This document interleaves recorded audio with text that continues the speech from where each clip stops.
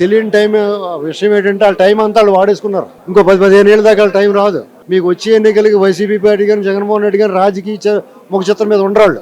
ఎందుకంటే వాళ్ళు స్వయంకృతం. వాళ్ళు గొయ్యి తీసి కప్పెట్టేసుకున్నారు. వాళ్ళు గొయ్యి వాళ్ళు తవ్వుకుని వాళ్ళే దూకేసి వాళ్ళే మట్టి కప్పెట్టేసుకున్నారు. ఇంక వీళ్ళు ఎవరో చేయలేదు. అదంతా కూడా అతను స్వయంకృతమే. ఎట్టి పరిస్థితుల్లో వాళ్ళు మళ్ళీ కనిపించే పరిస్థితి ఉండదు. వీళ్ళు ధైర్యం ఉండాలి అంతే. కొంచెం ఈ టీడీపీ వాళ్ళు అలాగే కొంచెం భయం. ఏమంటే ఏమనుకుంటారు, ప్రజలకు జడుతారు వీళ్ళు. జగన్కి జడవరు వీళ్ళు, ప్రజలకు జడుతారు. ఇలాగ వెళ్తేనే వాళ్ళు నోరు మోస్తాం. వాళ్ళు నువ్వు సమాధానం చెప్తుంటే ప్రశ్నలు ఎత్తాడా? నువ్వు సమాధానం చెప్పకూడదు.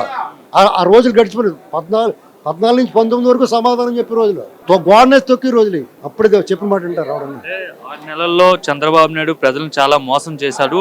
చంద్రబాబు నాయుడుకి ఇచ్చిన టైం అయిపోయింది. ఇంకా ప్రజల తరపున నేను పోరాడుతాను. ఎందుకంటే 6 గ్యారెంటీలు అని చెప్పి ప్రతి ఒక్కరిని కూడా మోసం చేసేసాడు లిటరల్ గా చంద్రబాబు నాయుడు. సో సంక్రాంతి తర్వాత నేను రోడ్డు మీదకి వచ్చి ప్రజల తరపున ఉద్యమిస్తాను, పోరాడుతాను అని అయితే ఆయన చెప్తున్నాడు. ఎవరి ప్రజల తరపున? రాష్ట్ర ప్రజల తరపున. ఏ రాష్ట్రం? ఆంధ్రప్రదేశ్. అక్కడ బెంగళూరులో కదా ఉంటాడు. ఆ రాష్ట్రం తరపున పోరాడడం అని ఏమన్నారు? ఇక్కడే ఉన్నాడు. ఇక్కడ దుకాణం సత్తుకుని వెళ్ళిపోయాడు కదయ్యా. వాళ్ళని ఒలుచుకుని వెళ్ళిపోయాడు కదా. ఇక్కడేమన్నాడు?